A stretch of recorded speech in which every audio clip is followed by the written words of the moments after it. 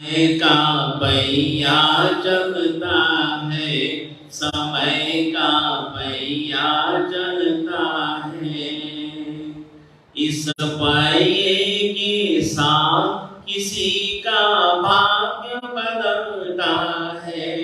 समय का पहिया चलता है, समय का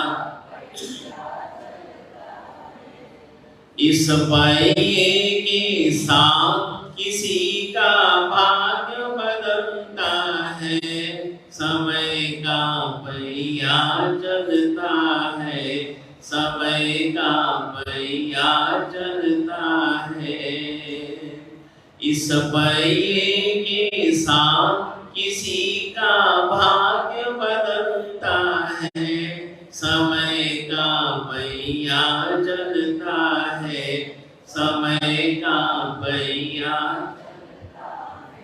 सबको लाएंगे, सबको सब ख्याल है। एक बार आपने गुनगुना दीजिएगा। समय का पहिया चलता है, समय का पहिया चलता है। इस पहिए के साथ किसी का भाग्य बदलता है। समय का चलता है, समय का पहिया चलता है। इस पहिए के साथ किसी का भाग्य बदलता है। समय का पहिया चलता है, समय का पहिया चलता है, समय का पहिया चलता है।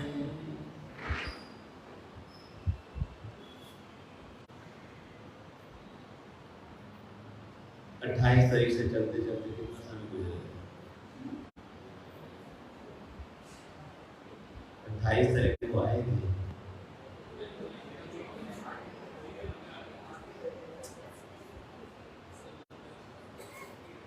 मालूम ही नहीं पड़ता।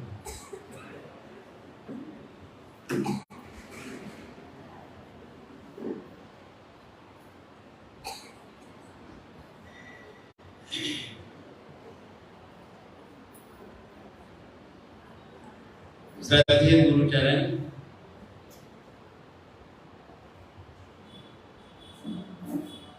उपस्थित महानुभाव माध्यम से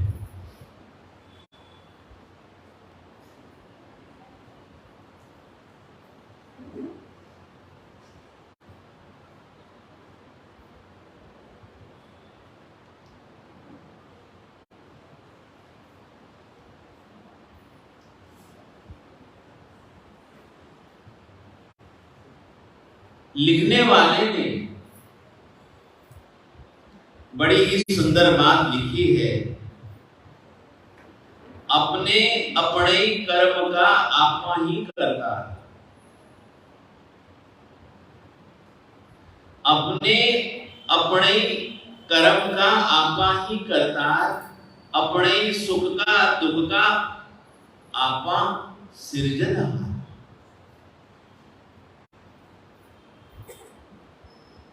सब कुछ जो कुछ भी है हम ही सिरजनहार हैं, किसी दूसरे के नहीं, स्वयं के अपने। तो एक तो होती है दुनिया की अदालत, एक होती है दुनिया की अदालत, और एक होती है ऊपर वाले की अदालत। नीचे वाले की जो अदालत है उससे हम बच जाते हैं, लेकिन ऊपर वाले की जो अदालत होती है उससे हम बच नहीं पाते। उसकी नजरों में कोई कारागार नहीं है, उसकी नजर में कोई सिपाही नहीं है, उसकी नजरों में कोई न्यायालय नहीं है।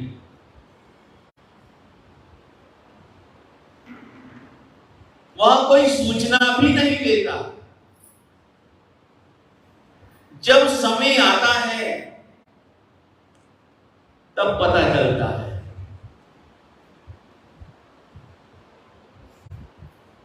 एक तो होती है नीचे वाली अदालत, एक होती है ऊपर वाली अदालत।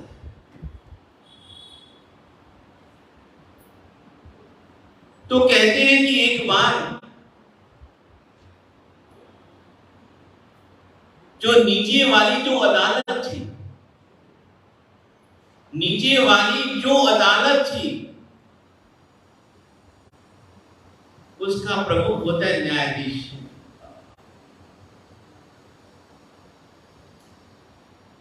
लेकिन वह न्यायाधीश ऐसे थे, वह न्यायाधीश ऐसे थे कि कभी तो नीचे वाली अदालत का भी फैसला करते और कभी ऊपर वाली अदालत को भी स्वीकार करते। यानी कि पूरे ब्राह्मण थे, कर्मकांडी थे, कर्म के सिद्धांत को मानने वाले, कि हमारे न्याय में तो कमी रह जाएगी लेकिन उसके न्याय में कोई कमी नहीं रहेगी।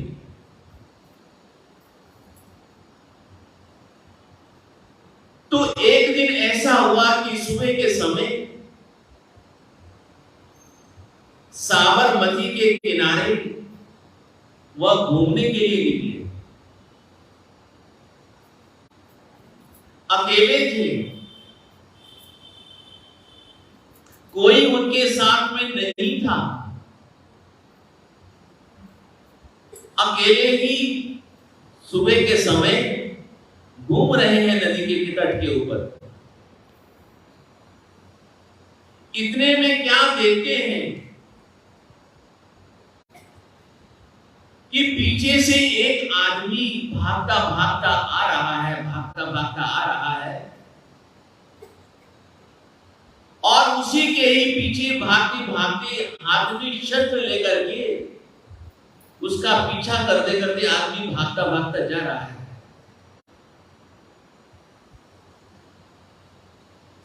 और न्यायाधीश अपनी गति से चल रहे हैं।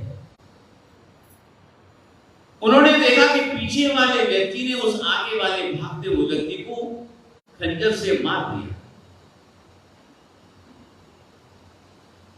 वह आदमी भाग गया, वह आदमी भाग गया, वह आदमी मर गया। लेकिन न्यायाधीश ने अपराधी को देख लिया था, न्यायाधीश ने अपराधी को देख लिया था। उन्हें मालूम था कि इस व्यक्ति ने इस व्यक्ति को मारा है।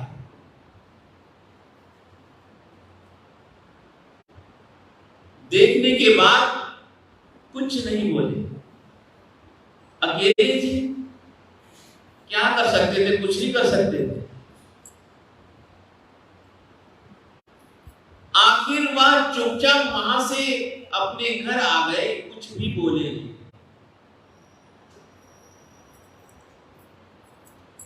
उस घटना को देख करके मन में सोचते, मन में विचार करते हैं, जाएगा कहां? आखिर एक ना एक दिन तो मेरी ही कचहरी में ही आएगा, मेरे ही कोर्ट में आएगा।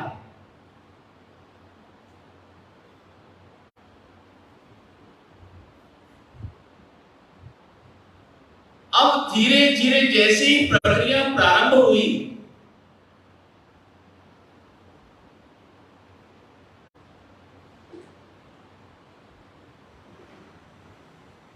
कानून तो एक ही बात मानते हैं।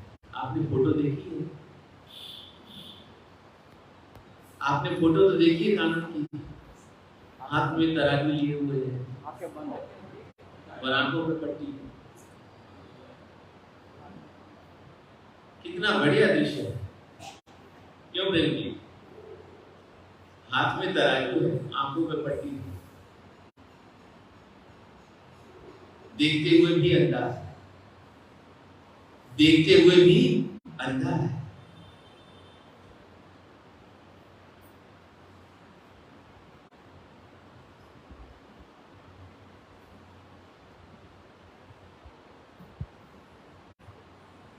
चुपचाप घर पे आ गए।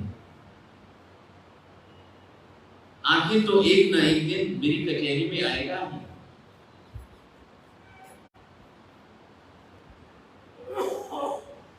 अपराधी को सिपाहियों ने पकड़ लिया। अपराधी को सिपाहियों ने पकड़ लिया।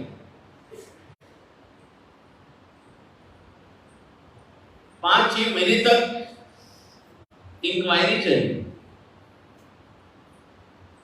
और जैसे ही वह व्यक्ति को न्यायालय में उपस्थित किया गया, न्यायाधीश तो आंखों में पट्टी है। जब तक इस व्यक्ति के पूरे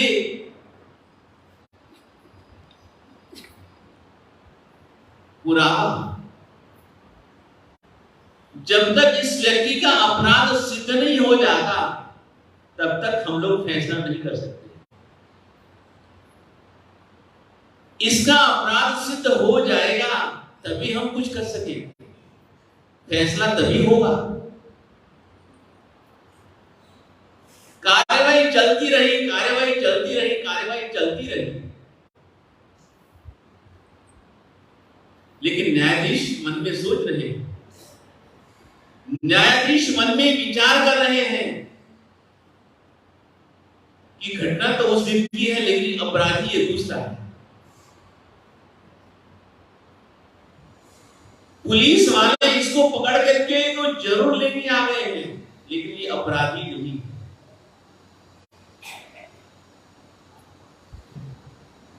जैसे ही उसकी कार्यवाही चलती रही, कार्यवाही चलती रही, कार्यवाही चलती रही, एक दिन उसका अपराध सिद्ध हो गया। तब तक न्यायाधीश कुछ भी नहीं बोले, बोल भी नहीं सकते थे, लेकिन मन में जानते हैं ये अपराधी नहीं है, ये निर्दोष है। चलो एक दिन उसका जो अपराध था वह सिद्ध हो गया कि ये अपराधी है,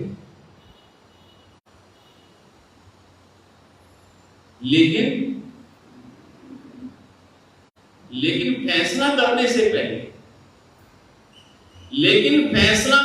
से पहले उन्होंने उस अपराधी को एकांत में मिलना चाहा। उस अपराधी को एकांत में मिलना चाहा और एकांत में उसे बुला करके पूछते हैं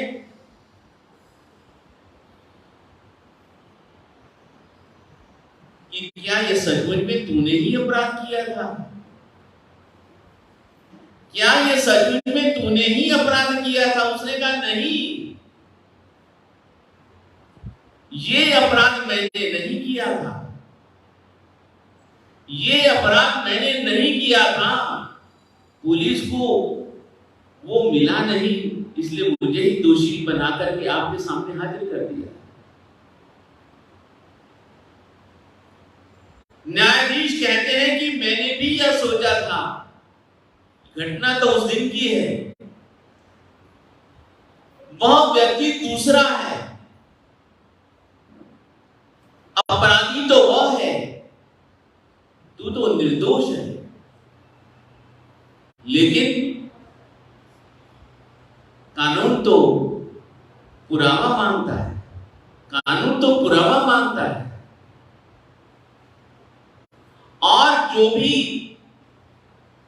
पुरावा पेश किए गए हैं उससे तो यही लगता है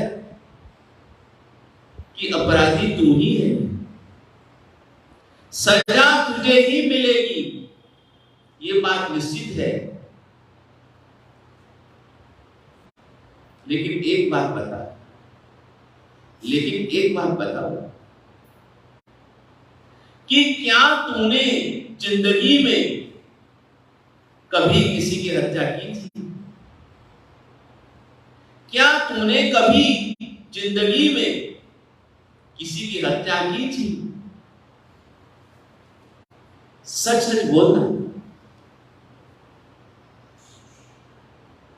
झूठ मत बोलना। उसने कहा साहब मन में सोचा, मन में विचार करता है, आखिर मरना तो है ही मुझे, अब सच बोलने में क्या जाता है, अब सच बोलने में क्या जाता है। एक बहुत बड़ा मनोविज्ञान है, एक बहुत बड़ा मनोविज्ञान है। अपराधी व्यक्ति हमेशा जब ऐसी स्थिति में आ जाता है तो भयभीत हो जाता है।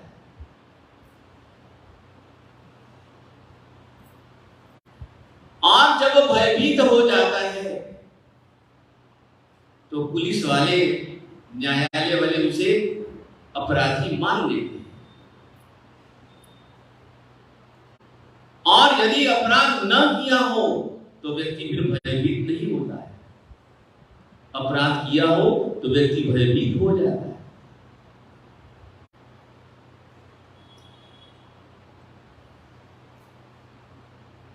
तो उसने कहा कि साहब इस अपराध में मैं दोषी नहीं,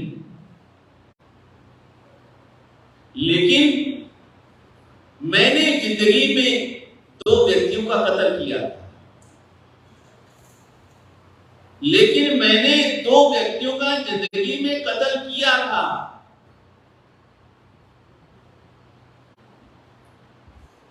उस समय में पकड़ा भी गया, मेरी पेशी भी हो गई, लेकिन मैं बच गया, दोनों में बच गया। न्यायाधीश पूछते बचे कैसे, न्यायाधीश पूछते कि बचे कैसे। उसने कहा कि मैंने जो पुलिस वाले थे जिन्होंने मुझे पकड़ा था उनको मैंने बहुत अच्छी रिश्वत दे दी, और उसके बाद मैंने जो मेरा अच्छा वकील था मैंने उसको भी रिश्वत दे दी। इन दोनों को मैंने रिश्वत दे दी और मैं बच गया। पैसा कितना बड़ा काम कर देता है।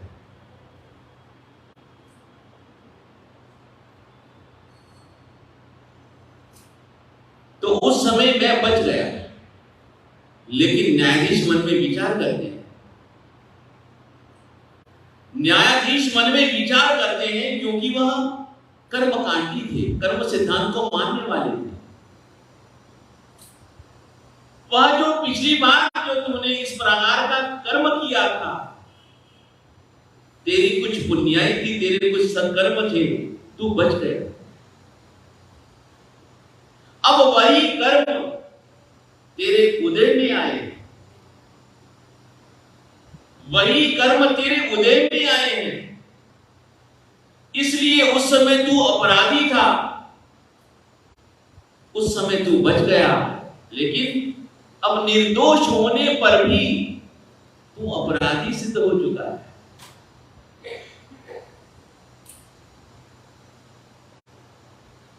जब ये घटना न्यायाधीश के सामने बनी, उस समय न्यायाधीश के मन में पूरा दृढ़ विश्वास हो गया कि नहीं, जो परमात्मा की जो अदालत है, जो परमात्मा का जो कानून है,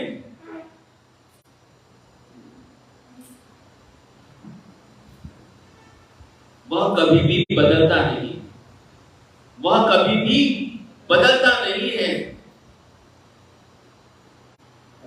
जब समय आ जाता है वह कर्म जरूर उसे भोगना पड़ता है। तो कहते हैं कीड़भव माही बांधिया, कीड़भव माही बांधिया, कीड़भव उदय में आया, कीड़भव माही बांधिया, कीड़भव उदय में आया, ऐसा समझकर हे नर कर्म बांध तू ना है। इसलिए हे इंसान, जब तेरे दिमाग में जब तू ये सोच लेगा किस भाव में मैंने बांधा था और किस समय में वह उदय में आया। किस समय मैंने बांधा था और किस समय उदय में आया। इसलिए हे मनुष्य, तू कोई भी काम सोच समझ कर करेगा। लेकिन जिस घटना का मैंने आपके सामने जिक्र किया है, एक ही भाव में सब कुछ नजर आया है। एक ही जन्म में उसे उसका फल मिल गया।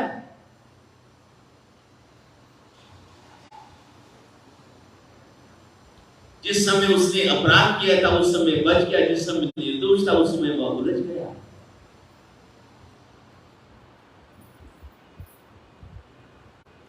लेकिन उन कर्मों से कभी भी हम बच नहीं पाते। कोई भी बच नहीं पाता है, कोई भी बच नहीं पाता है।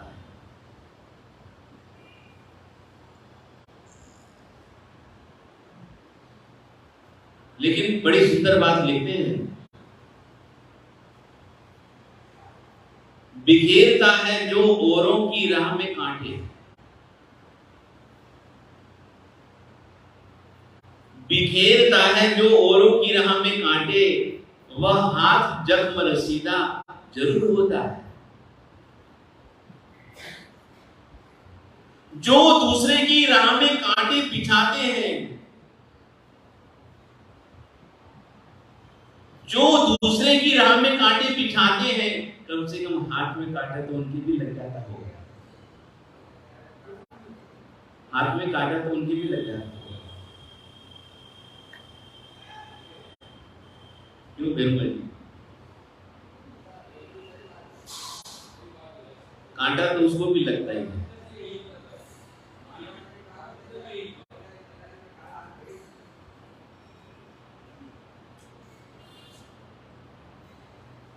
संतों की वाणी में एक बड़ी सुंदर उपमा दी जाती है, बड़ी सुंदर उपमा दी जाती है। महापुरुष जो है तरह तरह की कल्पनाएं करते रहते हैं।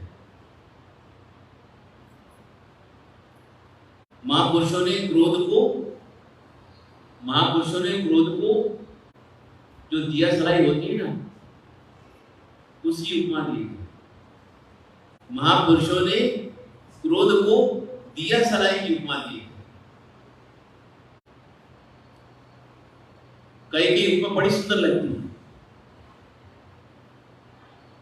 जो इंसान क्रोध करेगा दिया सलाई के कैसे, उसके देख लो, पहले स्वयं जलेगा फिर दूसरों को जलाएगा। क्यों मैं जैसे दिया सलाई होती है,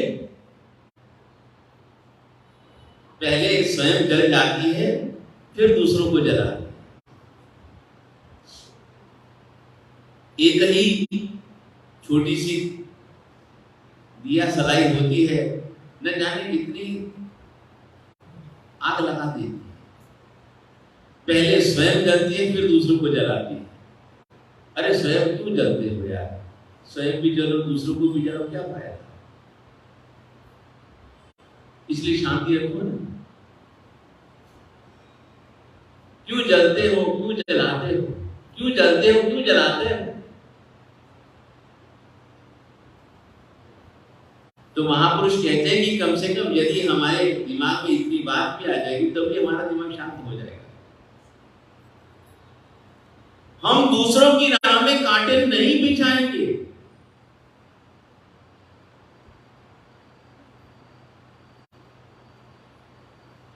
तो एक बात तो मैंने कह ही दी थी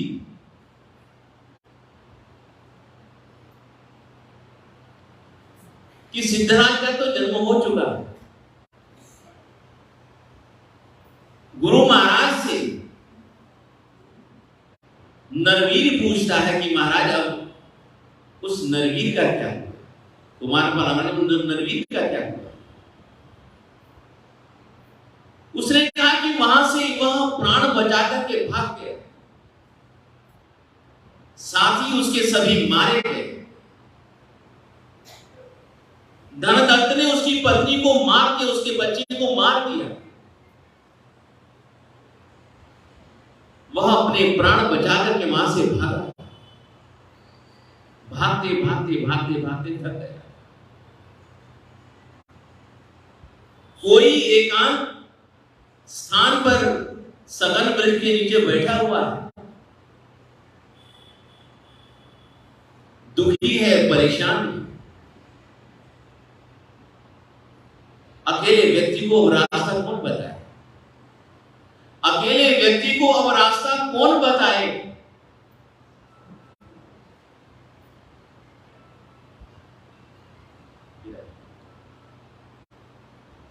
कुछ उसे समझ में नहीं आ रहा, कुछ भी उसे ख्याल नहीं आ रहा। बैठा है बैठा है बैठा है बैठा है। लेकिन जब हमारा कुछ भाग्य साथ देता है ना, तो कुछ अनहोनी घटना बन ही जाती है। जब हमारा कोई भाग्य साथ देता है तो मुसीबत में भी कोई ना कोई हमको मिल ही जाता है।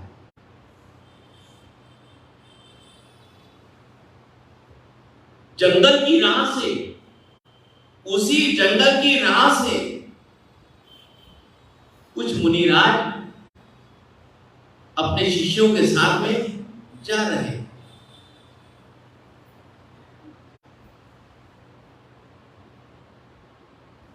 आचार्य श्री जी ने देखा कि पेड़ की सघन छाया में एक व्यक्ति उदास निराश बैठा हुआ है, परेशान है, दुखी है।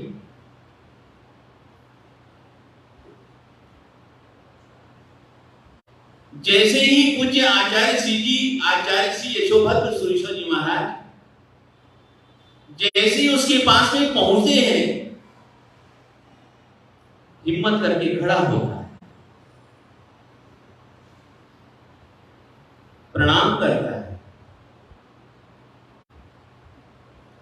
आचार्य श्री जी उसको आशीर्वाद देते हैं।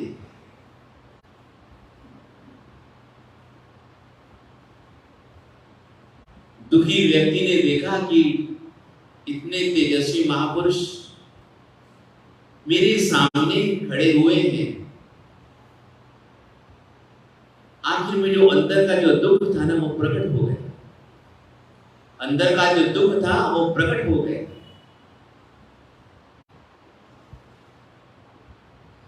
क्योंकि कहते हैं कि इंसान को अपने आप समझ नहीं आती, इंसान को अपने आप समझ नहीं आती है। जब इंसान को ठोकर लगती है तभी उसे समझ आती है। जब इंसान को ठोकर लगती है तब उसे समझ में आती है।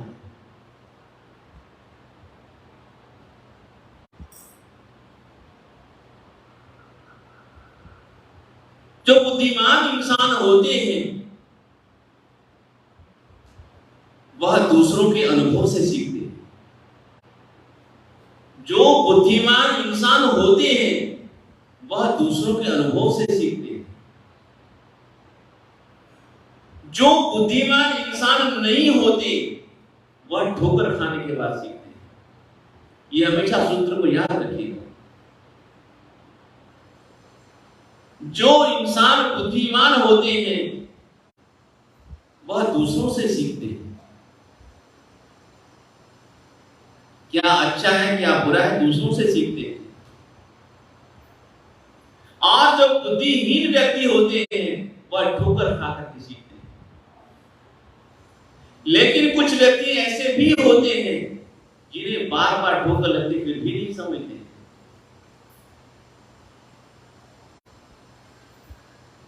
अपने हृदय में जो दुख था उसे सारा का सारा आचार्य श्री के सामने प्रकट कर दिया। मैं पापी हूं,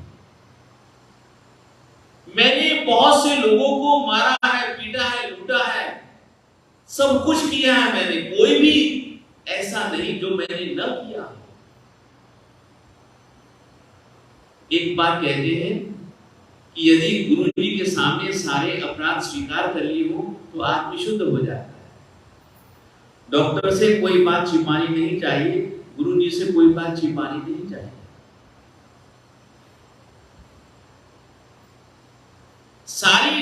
उसने किया था सब कुछ कह दिया। आचार्य श्री जी ने भी आचार्य श्री जी को कहता है कि अब मुझे कुछ अच्छा मार्ग दिखाओ, अब मुझे कुछ अच्छा मार्ग दिखाओ।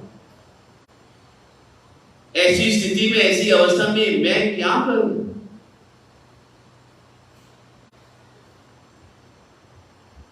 आचार्य श्री जी के साथ कुछ लोग भी थे।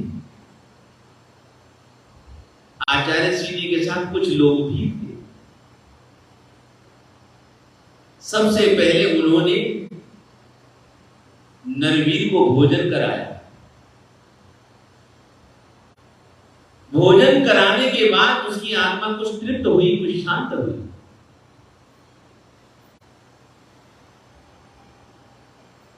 फिर पूज्य आचार्य श्री जी उसे कहते हैं कि अब जो हुआ सो हुआ, बीती ताही बिसारी दे। यदि तो तू बीते हुए समय को ही याद करता रहेगा तो फिर जिंदगी में आगे नहीं बढ़ पाएगा।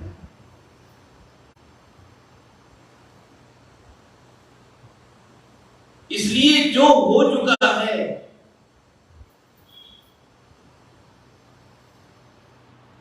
उसे भूल जाओ।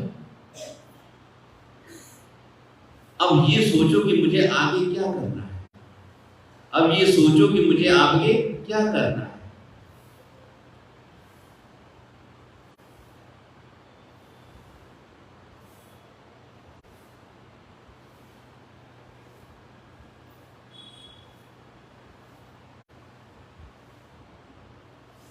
कहते हैं पहले करीब था कोई, पहले करीब था कोई, अब दूरियां भी है।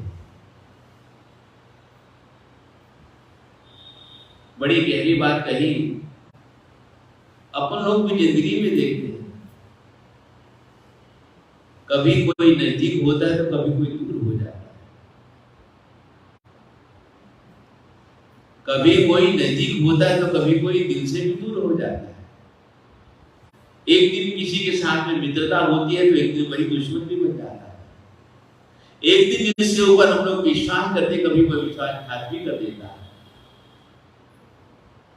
सब तरह की दुनिया में उदाहरण उपस्थित है। पहले करीब था कोई, अब दूरियां भी हैं। इंसान के नसीब में मजबूरियां भी हैं। पहले करीब था कोई, अब दूरियां भी हैं।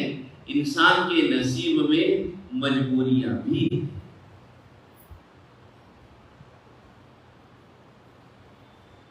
कहां से कहां पहुंच गए, कहां से कहां पहुंच गए, कहां से कहां पहुंच गए। देखो, राजा के घर में जन्म हुआ था,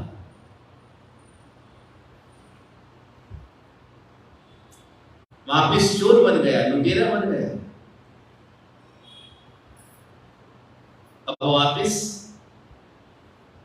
गुरु महाराज मिले तो उसका जीवन ही बदल गया। तो गुरु महाराज कहते हैं जो हुआ सो हुआ, छोड़ो उसको, आगे की सुधरी। जितना तेरा जीवन बचा है अब उससे किनारा कर ले। अब तो तू जीवन में अच्छे अच्छे काम कर।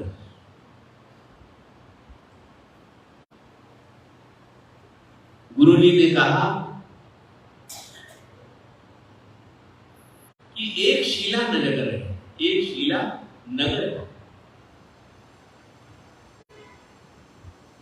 ये रास्ता वहीं जाता है, तू इस रास्ते से चलेगा, वहां पहुंच जाएगा। और वहां पहुंचने के बाद तू किसी सेठ के यहां पर चले जाना, तेरी कोई ना कोई व्यवस्था हो जाएगी। एक तक्षशिला नगरी में गया। जाने के बाद उसने बहुत बड़ी हवेली देखी। बहुत बड़े सेठ की इतनी सुंदर हवेली थी, वहां पे सदाव्रत चल रहा था, वहां पर सदाव्रत चल रहा था। लोग आ रहे थे, लोग भोजन कर रहे थे, वह भी चला गया वहां पर। भोजन करने नहीं गया, स्वाभिमानी था, सेठ के पास में गया। सेठ ने कहा कि जाओ खाना खा लो, जाओ खाना खा लो। उसने कहा नहीं सेठ साहब, मैं बिना काम किए खाना नहीं खाऊंगा, मैं बिना काम किए मैं खाना नहीं खाऊंगा। यदि आप उचित समझते हैं तो मुझे कोई ना कोई काम दो, पहले मैं काम करूंगा फिर मैं खाना खाऊंगा। सेठ ने सोचा कि आदमी तो बढ़िया है, ईमानदार लगता है, और सेठ साहब ने उसको अपने यहां पर नौकर रख दिया। सेठ साहब ने उसे अपने यहां पे नौकर रख दिया। धीरे धीरे धीरे धीरे अब उसके जीवन में बहुत परिवर्तन आ गया, बहुत परिवर्तन आ गया, बहुत परिवर्तन आ गया।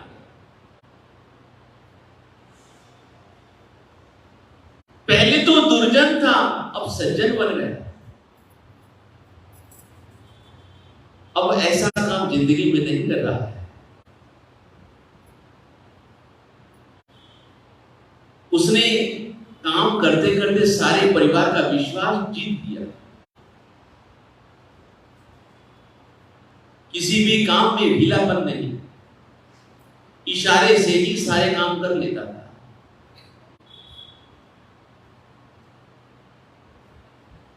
परिवार के लोगों को भी उसके ऊपर पूरा भरोसा हो गया। ऐसे करते करते करते करते दिन गुजर रहे, ऐसे करते करते करते करते दिन गुजर रहे। जैसे दिन गुजर रहे थे, एक दिन क्या हुआ कि पूज्य आचार्य श्री जी जो उन्हें जंगल में मिले थे, विचरण करते करते विचरण करते करते उसी नगर में आ गए। और एक दिन उस नरवीर ने गुरु महाराज को देख लिया कि यही वह मुनिराज है जो मुझे जंगल में मिले थे, इसने मुझे खाना खिलाया था। मैं उस समय अत्यंत दुखी था, परेशान था, इन्होंने मुझे सन्मार्ग दिखाया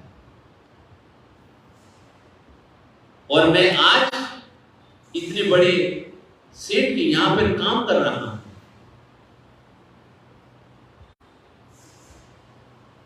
यदि उस समय मुझे जंगल में गुरुजी नहीं मिले होते तो मैं तो और भटक जाता।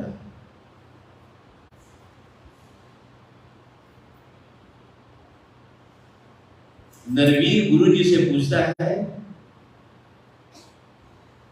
कि गुरुदेव आप कहां विराए थे, आप कहां विराए थे, वह स्थान बता दो, वो जगह बता दो।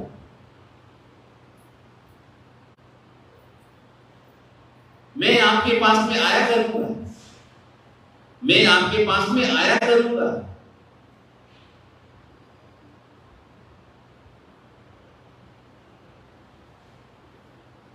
जैसे ही नरवीर को पूज्य आचार्य श्री का स्थान पता लगा, अब घर का कामकाज करके गुरुजी के पास पहुंच जाता है। घर का कामकाज करके सेठ को बिना बताए गुरुजी के पास पहुंच जाता है। गुरुजी के पास जाता है, गुरुजी के पास बैठता है, गुरुजी से कुछ शिक्षाप्रद प्रेरणा लेता है। धीरे धीरे करते करते कई दिन गुजर गए। अब सेठ को चिंता हुई जाता कहाँ है। सेठ को चिंता हुई कि ये जाता कहाँ है। एक दिन नरवीर को पूछा कि ये नरवीर, तू घर का कामकाज करने के बाद में कहाँ जाता है। उसने कहा, सेठ साहब, इस नगरी में मेरे गुरुजी आए हुए हैं। श्री जगदीश जी, इस भैरव बाग में हमारे गुरुजी आए हुए हैं, मैं वहां जाता हूं। सवा 9 से सवा 10 तक वहीं जाता हूं। तो नरवीर को सेठ कहते हैं कि यदि तुम्हारे गुरुजी इस नगरी में आए हुए हैं तो मैं भी चलूंगा। यदि तुम्हारे गुरुजी इस नगरी में पधारे हुए हैं तो मैं भी चलूंगा। अब दोनों गुरुजी के पास रोज जाते हैं। नरवीर भी जाता है और आडर सेठ भी जाता है। देखो कैसे व्यक्ति कहां से कहां पहुंच जाता है, व्यक्ति कहां से कहां पहुंच जाता है। अब दोनों ही गुरुजी के पास में जाते हैं, बैठते हैं, गुरुजी से प्रेरणाएं लेते हैं।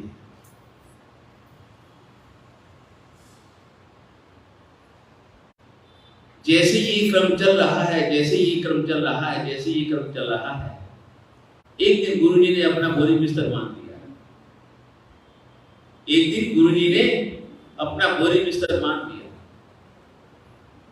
लेकिन सेठ कहता है कि गुरुजी आप ऐसे नहीं जा सकते हो, गुरुजी आप ऐसे नहीं जा सकते हो,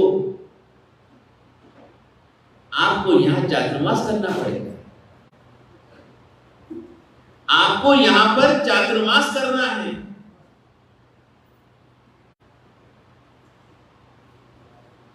सारे नगरी के लोगों को तैयार करके गुरुजी के पास में आ गए कि गुरुजी आपको चातुर्मास करने, आपको जाना नहीं है। गुरुजी को वहां पर स्थिर कर दिया, अब गुरुजी दिन प्रतिदिन उनको प्रेरणाएं देते हैं।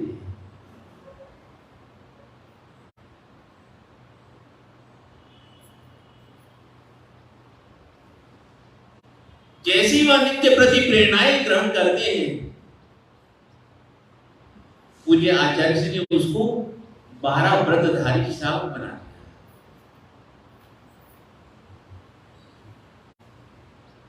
सेठ को प्रेरणा दी, मंदिर का निर्माण हुआ, भगवान महावीर स्वामी जी विराजमान हुए।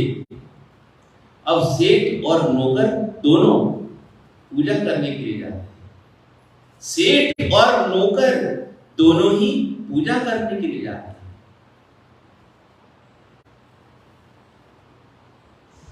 पुजारी जी को जाकर के परेशान नहीं करते,